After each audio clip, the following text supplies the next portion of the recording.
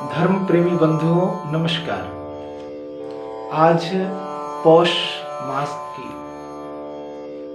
कृष्ण पक्ष की सफला एकादशी है और मैं आज प्रस्तुत हूँ सफला एकादशी व्रत कथा के साथ। यह कथा भगवान कृष्ण युधिष्ठिर को सुनाते हैं। कहते हैं, युधिष्ठिर, मैं किसी भी दान आदि क्रिया से उतना प्रसन्न नहीं होता जितना कि एकादशी व्रत करने वालों पर प्रसन्न हूँ। एकादशी करने वाले व्रती मुझे बहुत पसंद है। मैं उन पर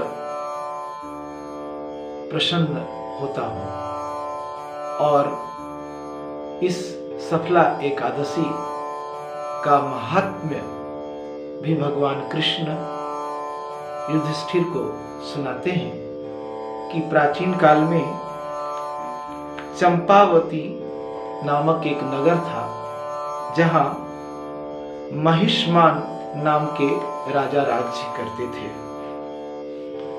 उनके 4 पुत्र थे। उनके 4 पुत्रों में जो सबसे बड़ा पुत्र था उसका नाम था लुम्पक। वह बड़ा ही दुराचारी, मांस मदिरा सेवन करने वाला, परस्त्रीगामी था। पिता उसके इस दुष्ट स्वभाव को देखकर उसे अपने राज्य से निष्कासित कर दिए, उसे अपने राज्य से बाहर कर दिए कि ऐसे दुष्ट पुत्र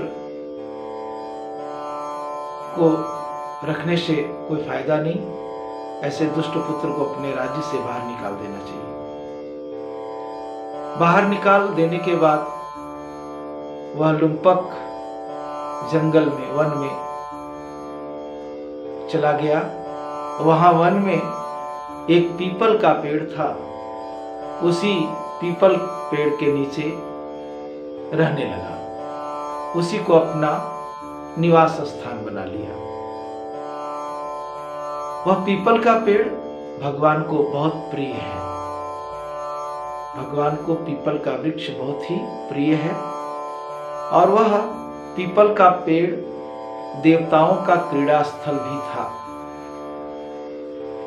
ऐसे पतित पावन वृक्ष के सहारे लुम्पक भी अपना दिन बिताने लगा, लेकिन उसका जो स्वभाव, टेढ़ा स्वभाव था, वह वहां भी नहीं छूटा। वह दिन भर उस पीपल वृक्ष के नीचे जरूर बिता देता था। रात्रि होते ही वह अपने पिता के ही राज्य चोरी करने चला जाता। पिता के राज्य में ही किसी के घर में चोरी कर लेता। जब सैनिक उसे पकड़ लेते तो चूंकि राजा का बड़ा पुत्र था, इसलिए पुलिस भी उसे पकड़ करके छोड़ दिया करती थी। एक दिन यही पौष मास जो चल रहा है, इसकी 10वीं की रात्रि को भी वह लूट मार अत्याचार किया और पुलिस उसे पकड़ ली।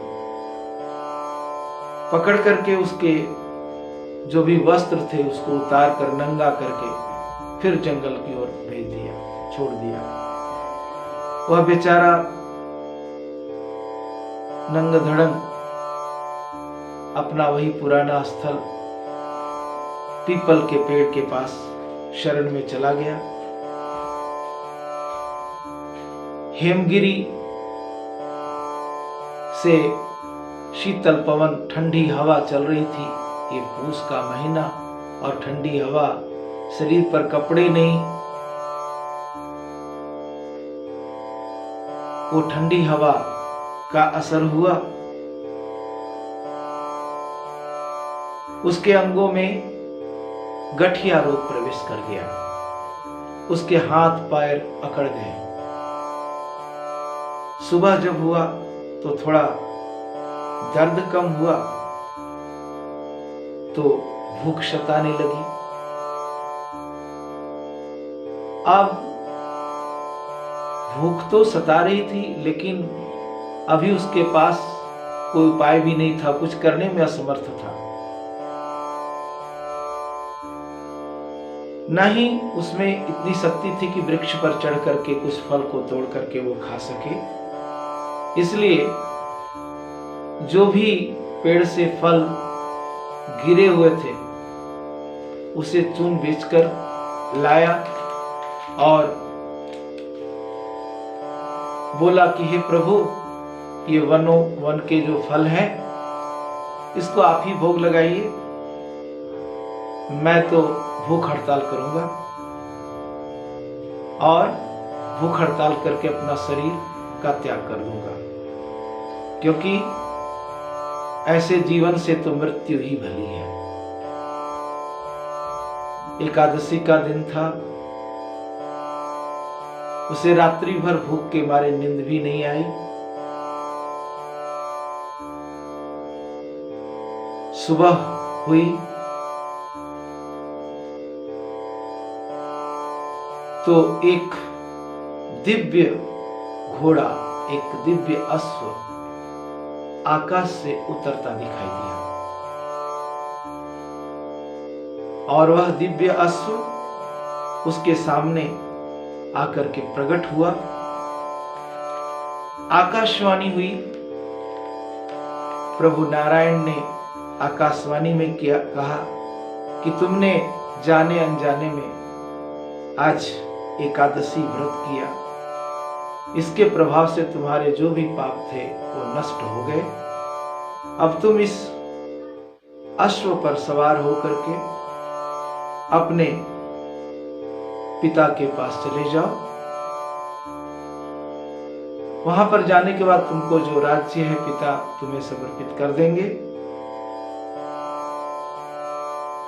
वह घोड़े पर सवार होकर अपने पिता के पास गया। पिता ने उसे राजा बनाकर राजगद्दी सौंपकर स्वयं वन को चले गए तपस्या के लिए और वह अपना राजकाज करने लगा। लुम्पक के राज्य में सभी लोग एकादशी व्रत विधि सहित किया करते थे। तो ये था आज का एकादशी व्रत की कथा। कहा जाता है इस कथा को सुनने से अश्वमेध यज्ञ के फल की प्राप्ति होती है। धन्यवाद, नमस्कार।